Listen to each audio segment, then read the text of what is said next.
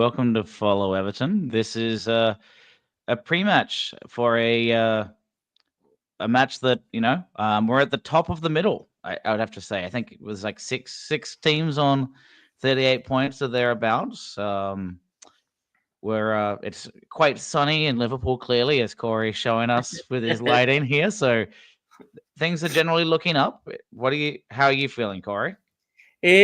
Cautiously optimistic. I think after the good run of form under Moyes, we've been a bit stung, haven't we? Where probably the results have been a little bit less than what we've been expecting because we were doing so well. I thought we beat City 1-0 last week. Wasn't to be, but it certainly could have happened before Michael Keane came on. So I'm going to be a bit more cautiously optimistic. But the positivity is still there. We're going into games now where we're not dreading it. We're thinking we can get a result out of anything. Every game we look at, we go, we could win this. Not maybe we should, but we could win this. And it's still the same today. Yeah, and I think it certainly doesn't hurt that outside of, I suppose, the Reds, almost no team seems infallible this season. And even still, they're not exceptional all the time, but they're the best of a poor season.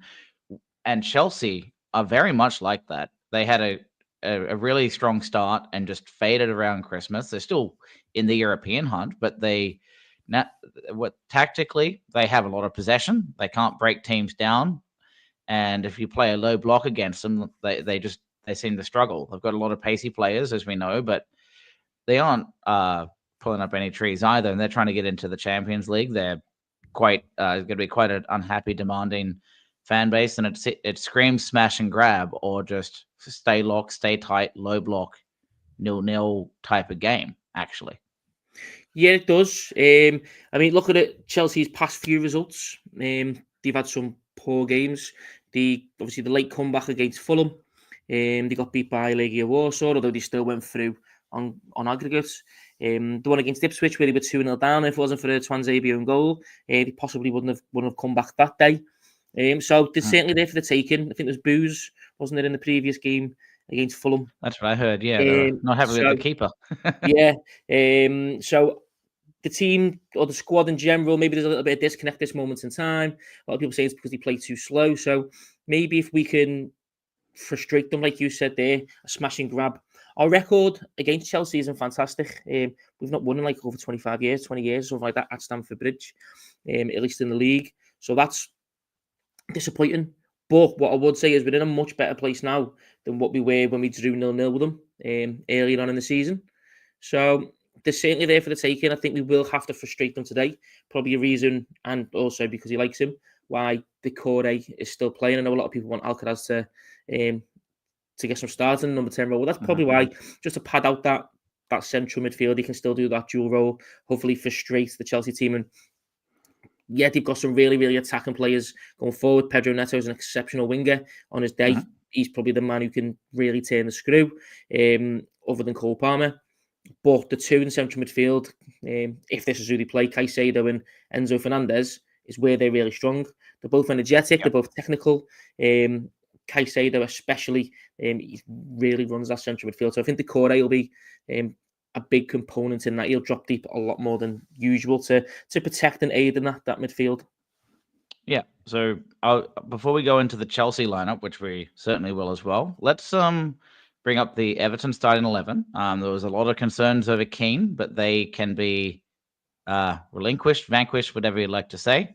So we have the biggest shock of the season, Pickford starts. But no, Patterson is in place of that Michael Keane spot that is now vacant because Captain Tarkovsky, with that hamstring injury, I guess no need to risk him at this part of the season. So not going to be playing another minute at Goodison Park, and will come again next season. So, and as we said, Michael Keane, a liability against Man City. So he's on the bench today, meaning Nathan Patterson is going to be taking that right back position. And Jake O'Brien, who plays quite often as a centre-half, is actually playing as a centre-half. So in theory, this could be the future Everton starting centre-half pairing today in Jake O'Brien and Jared Branthwaite, which is quite exciting. And outside of that, not too much has changed. Armando Broja can't play today because his parent club is Chelsea, leaving us with Beto as well as Yusuf Shamiti as striking options. Yeah, and I think, to be honest, I mean, if it was me personally, I don't think Moyes would have, but if it was me, I'd have reinstated Beto anyway. Brozi's had 2 games. He wasn't terribly effective in either of them. I think Beto's just a bit more of a focal point. I've seen a stat as well, for all the people say that he can't do the target man job. I think since Moyes come in, no one's won more aerial battles or more headers than Beto has, or he's in and around that point anyway. So it shows that he's not just an awkward customer who relies on making runs from the back. So he can do that role. Yeah, he's probably not going to keep the ball nowhere near as well as other target men, but I've seen improvements of him doing that. Still not good enough, and he still needs to improve if he is to stay with us going through to next season. That's a big if, but he's certainly the more dangerous of the two, more dangerous of the three if you take Calvert-Lewin into account as well. He really likes to play on the shoulder. He really likes to make things difficult. And even if you use him as a battering ram for 60-odd minutes and then bring someone else on, i.e. Yusuf Chimiti, maybe then he can, because he looks a little bit more intelligent, Yusuf Chimiti, he can find them pockets of space. So I'm excited for him to come on around about the 60-odd, 70 minutes mark. Hopefully he does, but hopefully he's not needed to, because we've got it in the bag kind of thing, and it's just a case of fresh legs, turn the screw kind of thing. Yeah. So I'll try and sneak in some comments through here as well. We'll do some about some predictions. So there's a hope that Beto scores from James Graham. We had Kevin mentioning that it must be the lighting because it isn't that sunny around Goodison, but I don't know what it's going to be like in London.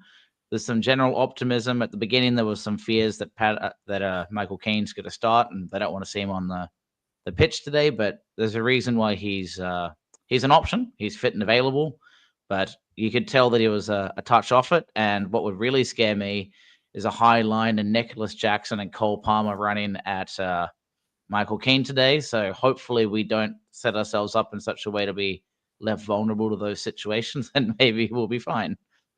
Yeah, I think O'Brien's got more in terms of. I hope everyone's proud of me there because I said O'Brien, not O'Brien. Hope O'Brien's. I'm proud of you. Yeah, thanks, mate. He's got more in terms of legs. Michael Keane always looks like Bambi at times. Gets caught under the ball. I've not really seen Jake O'Brien do that. Maybe helps that he's got an extra couple of inches height on Michael Keane. But all in all, he seems a lot better in terms of his position and his spatial awareness. So hopefully, again, that benefits us. I mean, Nicholas Jackson, he's got an okay record against us, a couple of goals against us. But his record's not great at the moment. I think his last goal in the league was against City, which was in January. Yeah, that sounds about right. So that's a bad spell for him. Cole Palmer, obviously, can still get the odd goal, but he's not popping up with nowhere near as much as he was doing previously. So we still have to respect the threat that he is. But again, it's not doom and gloom. I'm not looking into this thinking, oh no, these can really, really harm us. These can get behind us, or I'm not fearing the 6-0 drubbing that happened last season. No, I mean that was the worst watch along I've ever had to do, and I think Ryan felt sorry for me, quit work and called in just to give me some emotional support. There was like 200 Newcastle fans coming in dunking on us losing 6-0, and Palmer was just having a field day. And you know who else had a real impact against us that day? It was Noni Madueke, who's the other winger that at moments has been brilliant for them. He had a hat trick at one match this season. It was a flash in the pan, but they have some really pacey, dangerous players. And then you wonder, okay, if you shut them down, I think they're like third worst on like successful take-ons. So you think of what Illiman and Jai can do taking on 3 players, and the team is like the whole defensive squad is running after him. They don't have that ability to typically do the take-ons. They might outpace someone, knock it past, go to the byline and cut it back. And especially with the likes of Mark Cucurella, there we go, getting my pronunciation, my Spanish right in there. But yeah, you'd have the likes of of Madueke or Neto go to the byline, do a cutback, and then you would have a box charge from, let's say, the left back in Cucurella looking quite menacing there. That's the kind of thing we're going to be expecting. But if we play a relatively low block, and Mikolenko has been quite capable of taking on that type of player, maybe we'll be doing okay. But the main thing to think about here is now that they have Lavia back, they have quite an industrial-looking midfield with Enzo and Lavia and Moises Caicedo. But then the Well, real question becomes, how are they going to set up? Because they have Moises Caicedo, Trevor Chalobah, Levi Colwell, and Mark Cucurella. So if they really play and they invert the right back, which is probably going to be Moises Caicedo, then they'll be able to box us in. So if they have possession, it won't matter. But if we have possession, Caicedo is going to be a fish out of water on that left side against Ilman and Jai today. yeah. I mean, by the graphic, this is the question: will it be Caicedo right back, or will it be Romeo Lavia? Because Lavia's played that position before. So now, if you just look at the players named, I would usually assume that Lavia to play right back, Caicedo be in the sense with Enzo because that's where he's strongest.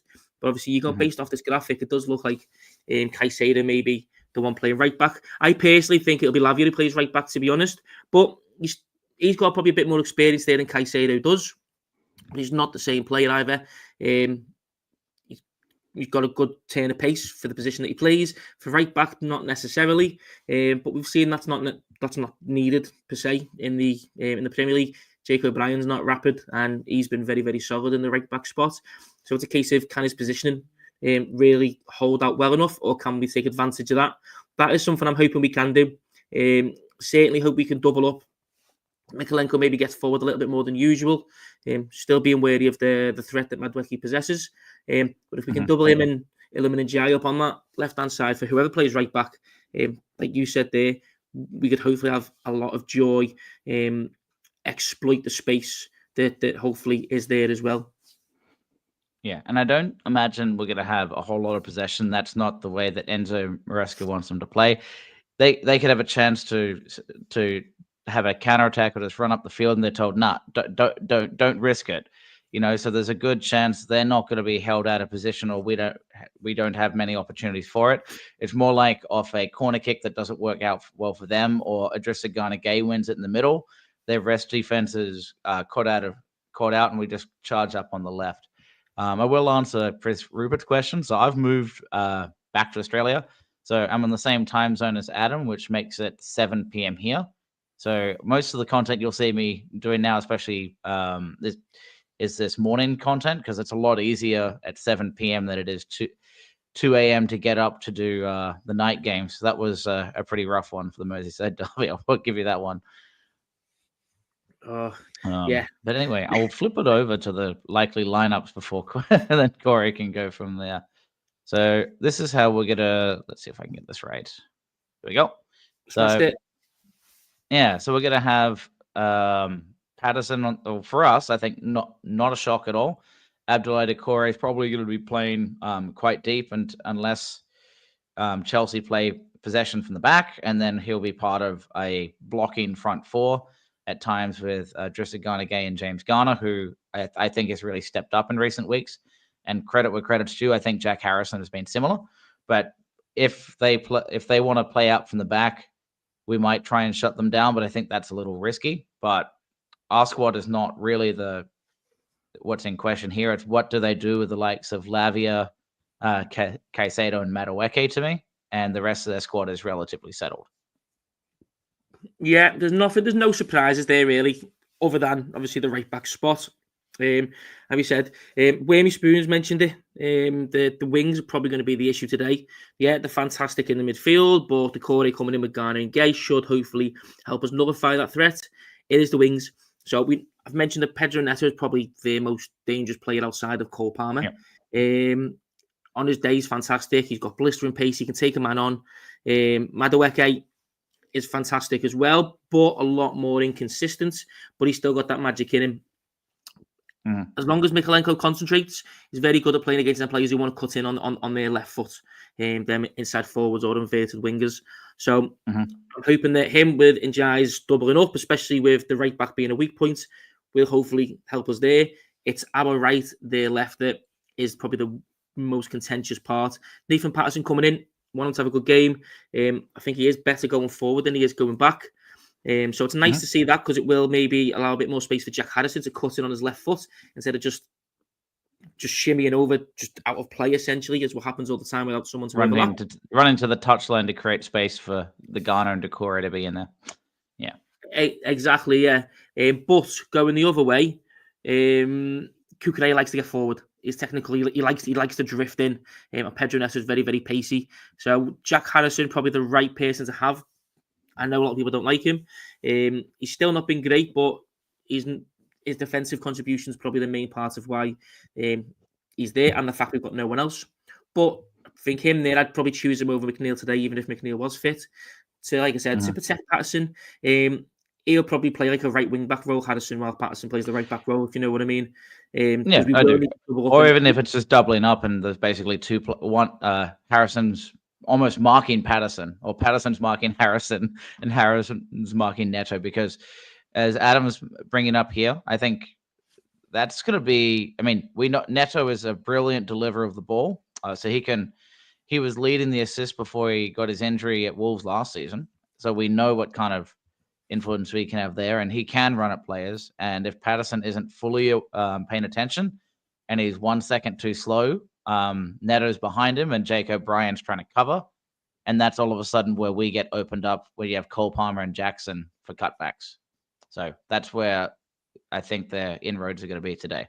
Yeah, definitely. It's where they're going to be most dangerous. It's where we really need to be careful. Patterson, just get in, take this chance. Don't do anything stupid. Just concentrate. Essentially, you're putting the table on there, and I mean, even if we get a point, it keeps us going. We've got two very, very positive looking games. After this, I'll put it up again. I wrote 348 points for Wolves. I think I was a little too expensive on my numbers. They're doing well, and aren't they? Fair play to Pereira in the past couple of weeks. Yeah, they've got 400 extra points. No, but even still, they've really jumped up. West Ham have been underwhelming, though, haven't they? You thought, oh, we wanted Graham Potter. He hasn't done much for West Ham. No, he hasn't. And a lot of the concern with Graham Potter is his style he implements if he was to come into us or he's gone to West Ham. His style is going to take some time to implement, especially if you don't play that way anyway. So it's one of them where you have to sit through it and you have to endure it before it clicks, kind of thing. I do still think he's a good manager. I do think tactically he's very good. He gives teams identity. He allows them to keep a lot of the ball, but also to counter attack. So he gives that versatility.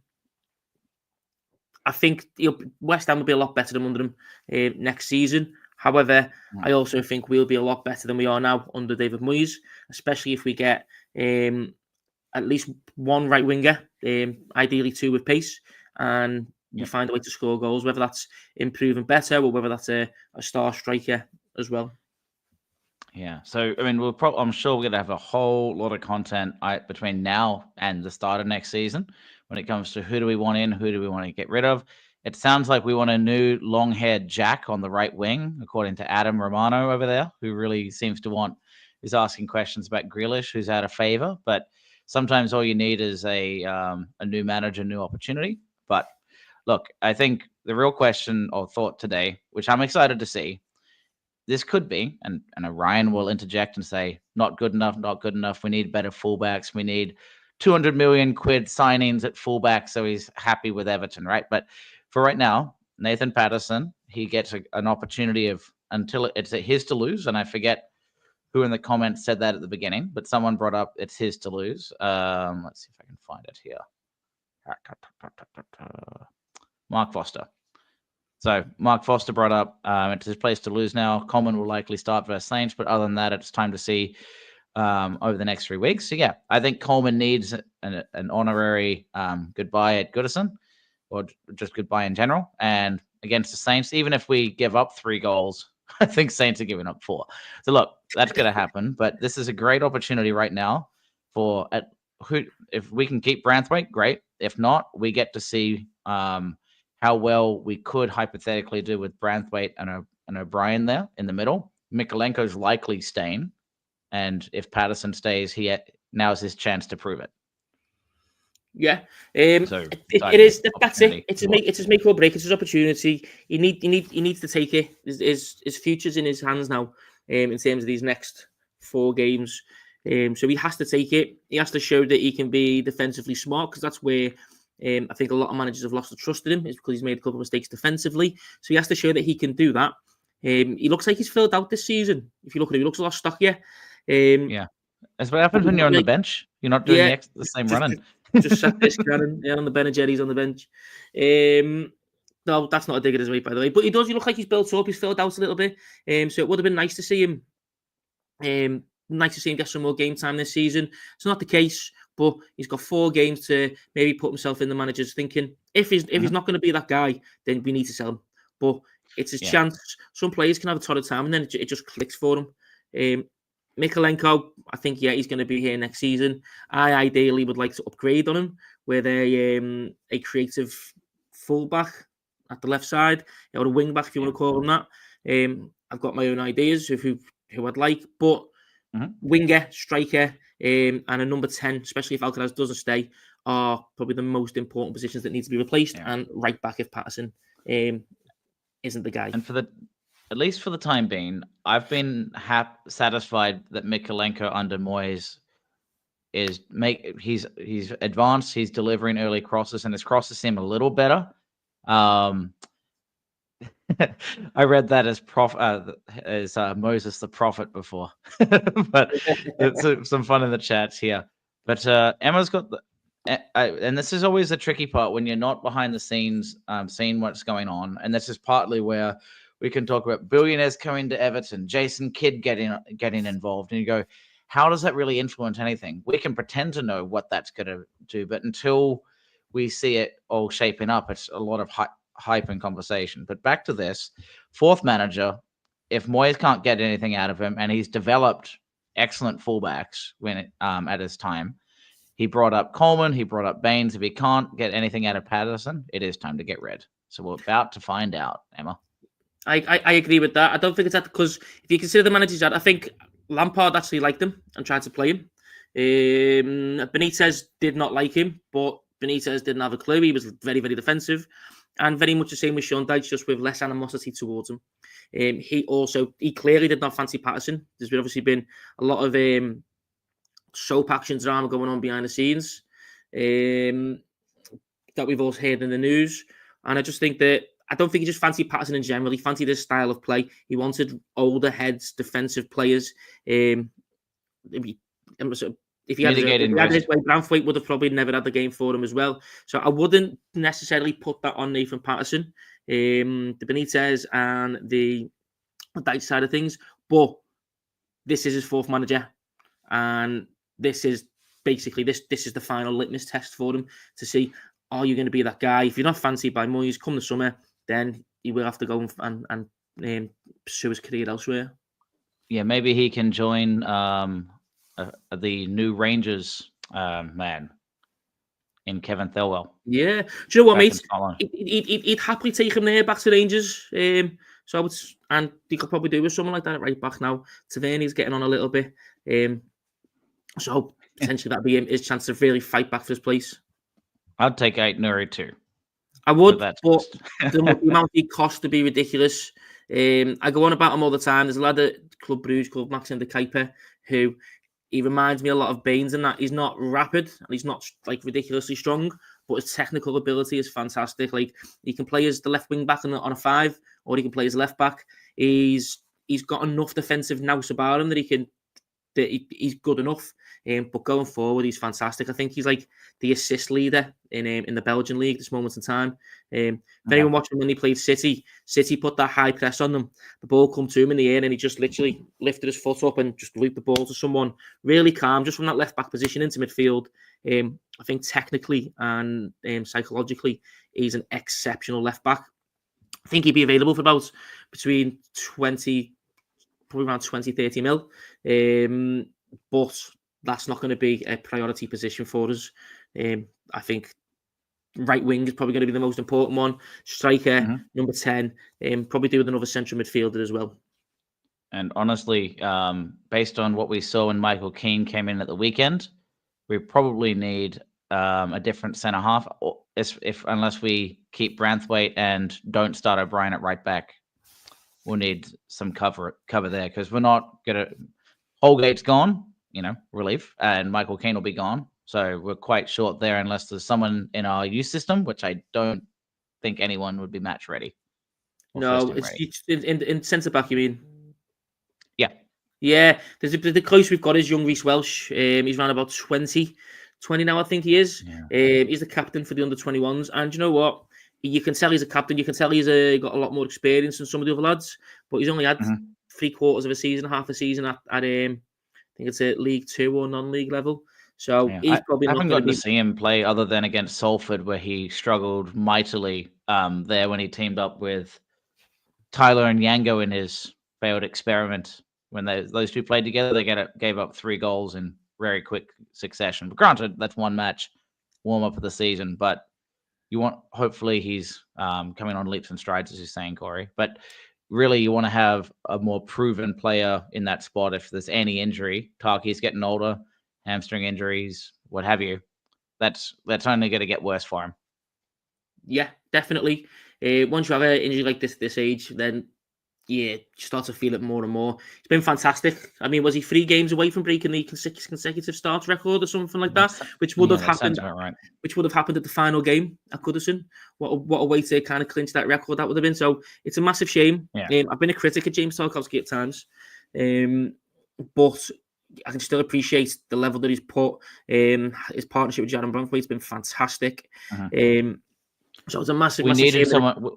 We needed someone like him in these seasons. Someone Yeah. reliable, an improvement on the Michael Keane spot. He nearly scored at the weekend too, didn't he? He hit the post from that. No, he hit the post and he set up Branthwaite, I think. Yeah. The previous time. So key in the air, but that'll be a next season conversation. And that's another question, isn't it? Is in terms of obviously leadership on the pitch. That's a very massive void that's potentially being missing now. I believe on the graphic that you put up before, Jordan Pickford's the captain.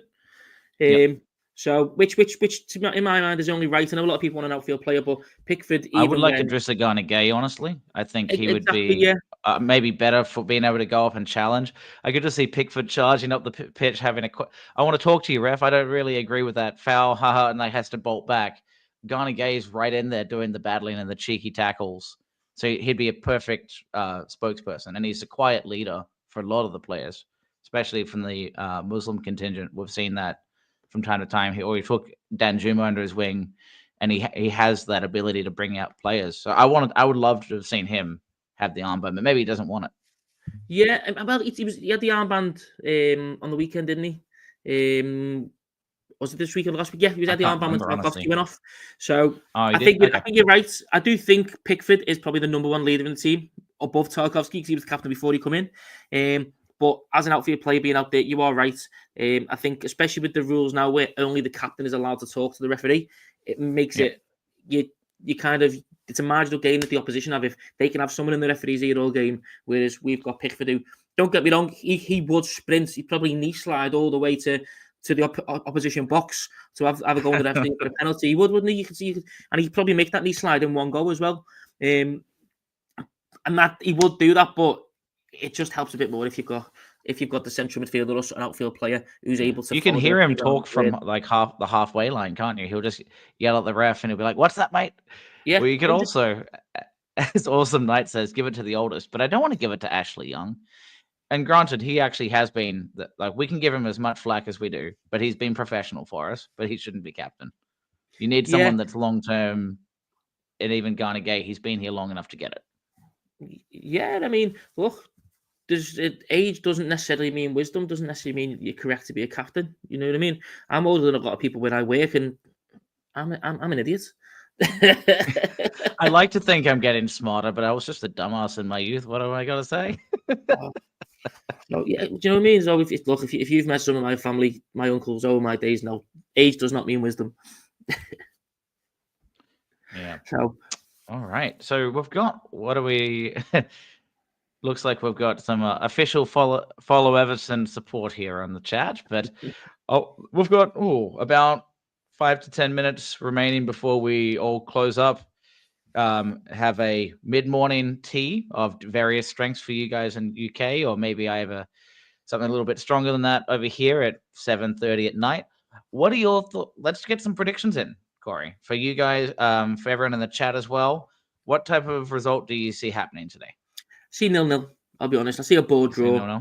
If the early kickoff is always throws something out there. I think it's just going to throw out a 0-0. We're the king of draws, aren't we, this season? Especially under David Moyes. So yeah, I think 0-0 is going to be probably fair enough. We probably want to try and bog the game down. Nicholas Jackson's not in great scoring form. They've got no one who's really like that. So if we concentrate and just kind of ruin the game, I don't want to say that, but if we do that, Chelsea will get frustrated, and I think they will struggle at that point. But that also means that we can't commit too much going forward. And considering that we're not the best going forward, there you go. How are we going to score? Yeah. So I think John's typing a bit like I did when I said Wolves had 348 points in the league. I can't see 14. I think everybody else here, other than Emma. Oh, geez. Okay, so there's a bit of optimism here. Adam thinks 2-0. Emma thinks 1-0. And then we have the likes of Kevin, Prince Rupert, Abo, James Graham, and myself all thinking probably 1-1. Chelsea are struggling to score, but I see them getting a goal late and we score first, actually.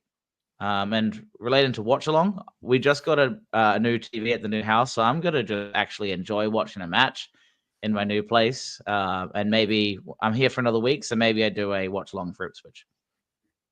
Yeah, good. And Ryan there, a draw would be a good result, but they aren't vintage Chelsea.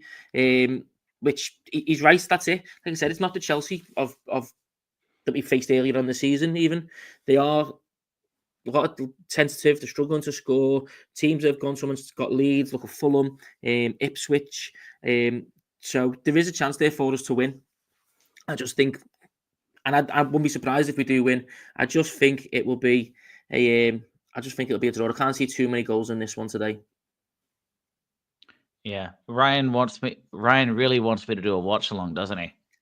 He wants me to just have my phone propped up, sitting there having a bevy on the couch, and it's like, I can't be that good looking for everyone to want to watch me. Oh, you're beautiful, mate. You're beautiful. Oh, everyone's beautiful in their own eyes.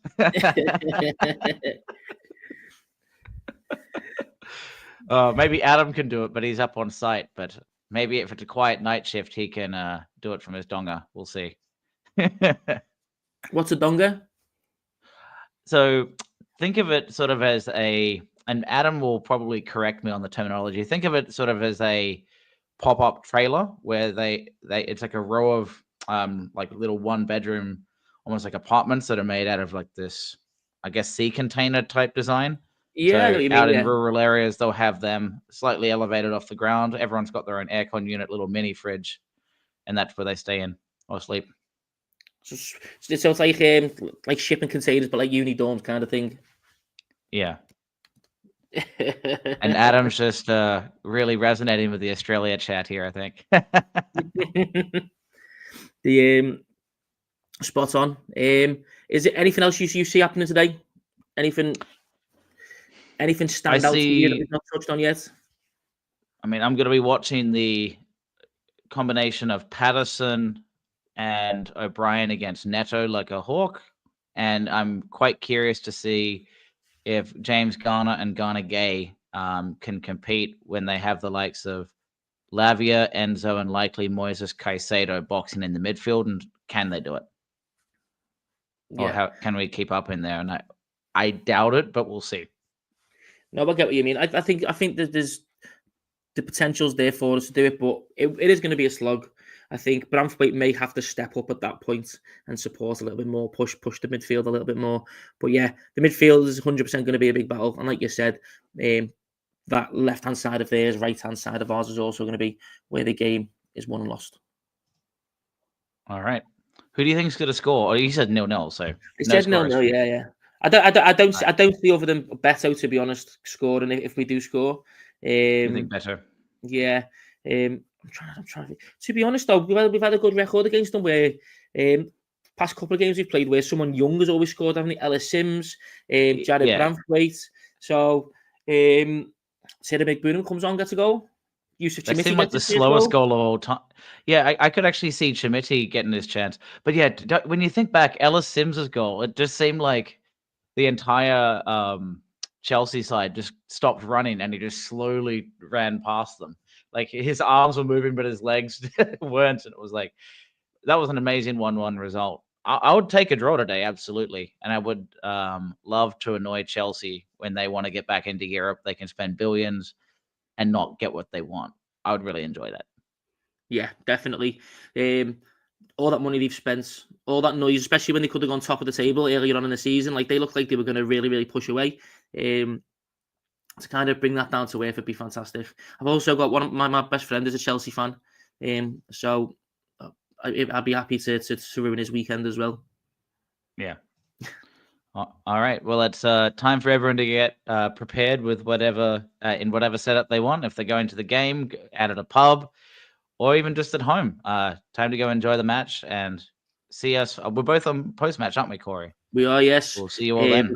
I'm gonna slap some Factor 50 on this side of my face for the match. So Harvey Two-Face for Corey. All right. Peace out. Catch you later, everyone.